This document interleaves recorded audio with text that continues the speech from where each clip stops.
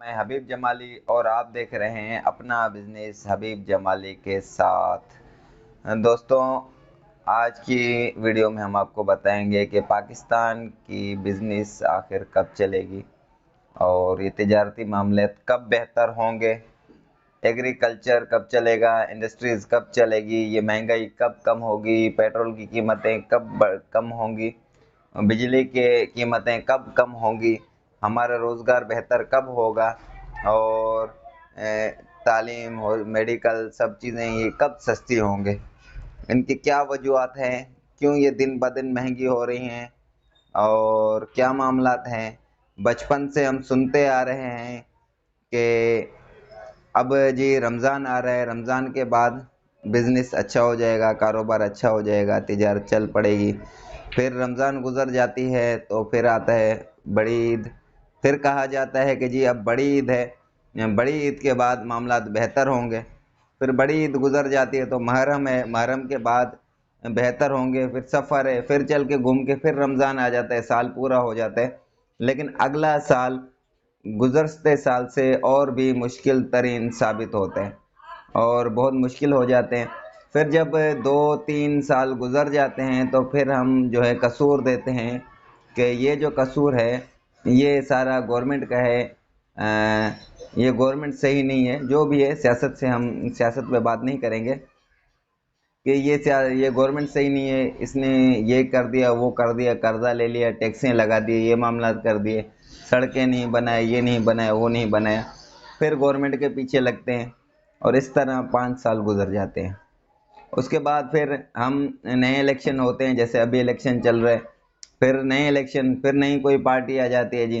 पहले तो हम रमज़ान, शाबान, मुहर्रम, सफ़र, ईद इन पे लगे रहते हैं। फिर ये मामला गुजर जाते हैं, फिर वो भूल के हम लोग फिर वही 5 साल, इस तरह 5 साल और 10 साल ज़िंदगी के गुजरने में कोई मालूम नहीं होता और हालात वक्त उससे भी बुरी और मुश्किल होते हैं। तो मामला ये है कि भाई ना साल के महीनों में कोई कसर है, उनसे कोई फ़र्क पड़ता है और ना ही गवर्नमेंट से। हाँ, फ़र्क तो पड़ता है, गवर्नमेंट से भी थोड़ा बहुत फ़र्क पड़ता है, लेकिन असल इसकी वजह ये नहीं है। और मुहर्रम, सफ़र, रमज़ान अगर इनको भी देखा जाए, इनसे भी कोई बिज़नेस पे फ़र्क ज़्यादा कोई ख़ास नहीं पड़ता है। हालांकि कुछ जगहों पे कुछ मामलात में बिज़नेस में बेहतरी आती है।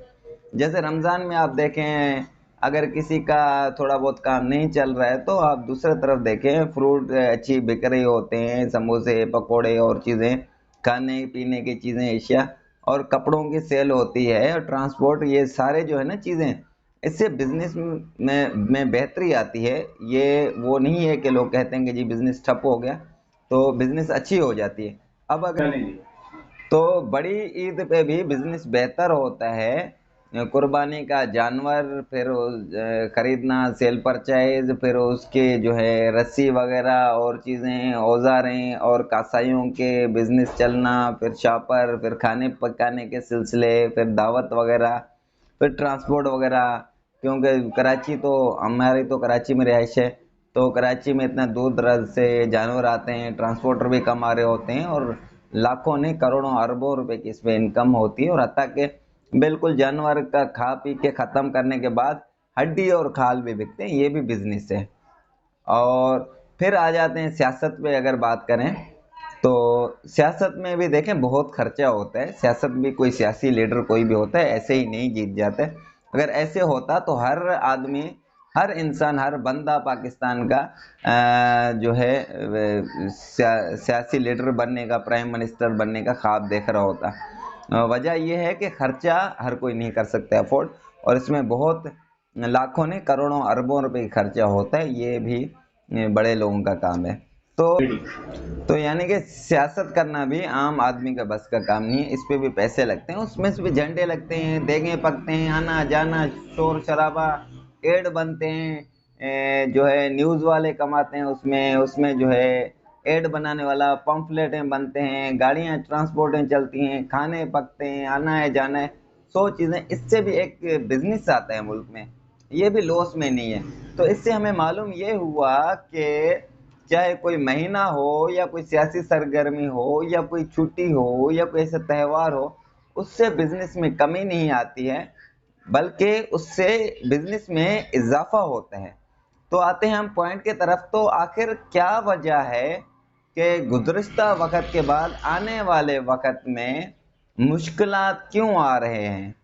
जब हम लोग अगर आज से कुछ अरसा पहले अगर हम देखें, फॉर एग्जांपल 1000 रुपये में जो हमारा काम हो जाता था, एक दिन का खर्चा चल जाता था घर का, तो वो 2000 में हो रहा है अभी। एक तो ये मसला कि वो 2000 में हो गया। दूसरा मसला ये है कि जो पहले हम 1000 की इनकम थी वो भी नहीं आ रही है। अब वो इनकम कम हो गई है और खर्चा बढ़ गया है। ठीक है ना, खर्चा बढ़ गया, इनकम कम हो गई है। तो ये क्या, इसको कैसे कवर किया जाए और इन मामलात को कैसे हम ज़िंदगी गुजारें?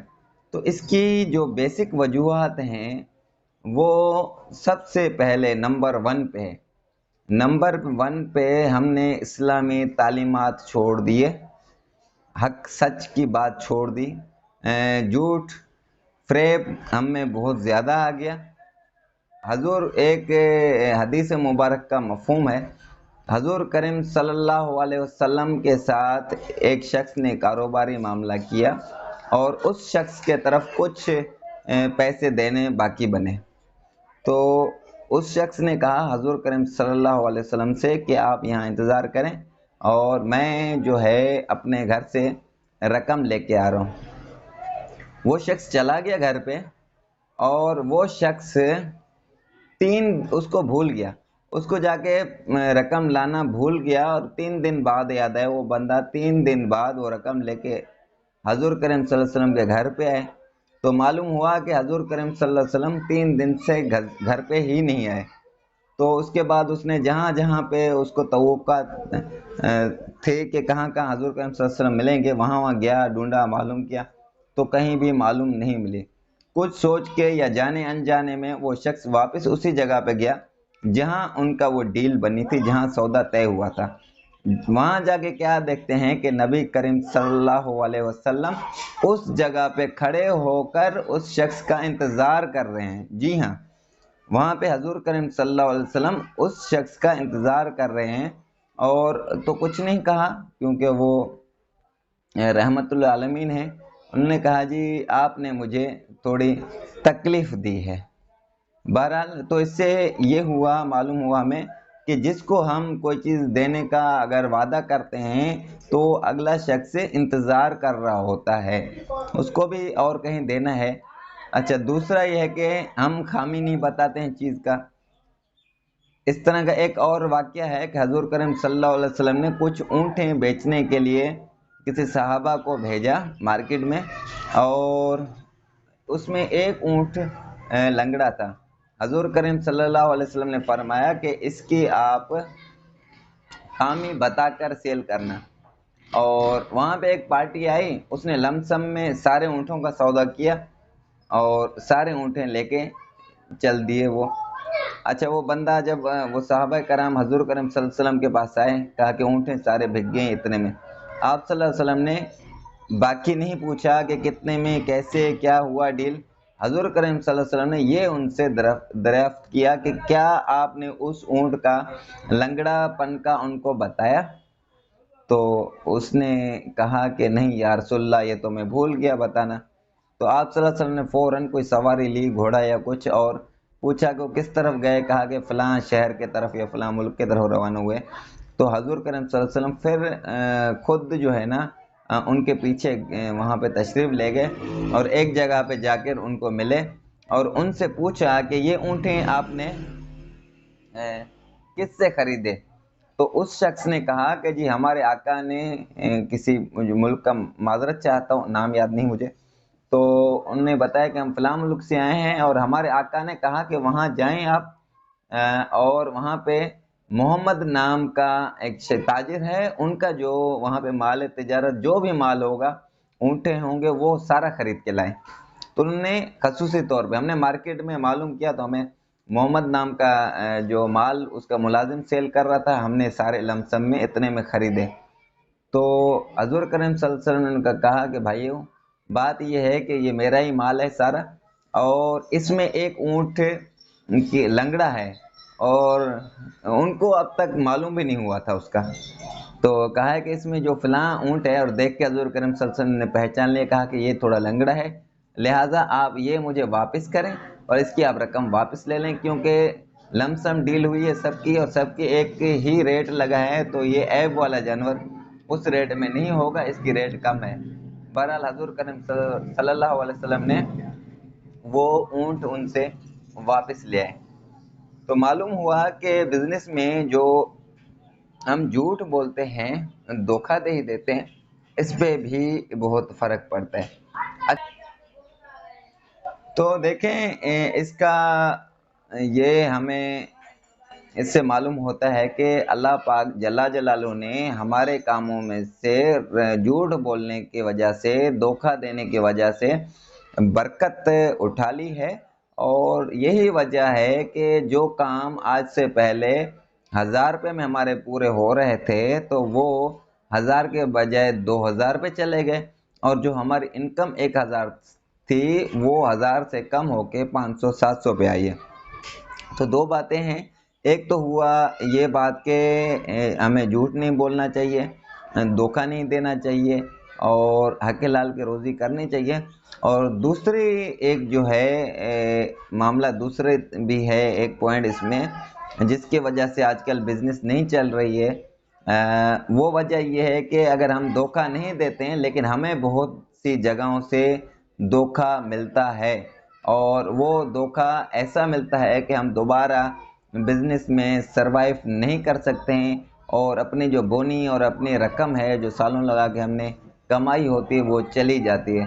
تو اس دھوکے سے کیسے بچنا ہے اور ہم لوگوں کے دھوکے میں نہ آئیں، کیسے کیا کیا ترتیبیں، کیا کیا ٹرپیں، یہ ہم آپ کو بتائیں گے انشاءاللہ نیکسٹ ویڈیو میں. تو اگر آپ کو پریکٹیکل بزنس کرنا ہے واقعی، اور بزنس مین ہیں آپ، کیونکہ میں دوستوں کو ہمیشہ کہتا ہوں کہ میرا چینل بھائی سے شیئر کریں، سبسکرائب کریں، نہ کریں اس سے مجھے فرق نہیں پڑتا ہے. میں چاہتا ہوں کہ پریکٹیکل بزنس جن دوستوں نے کرنا ہے تو وہ لائک شیئر سبسکرائب بھی کریں اور ویڈیوز بھی دیکھیں اور فائدہ اٹھائیں اس سے.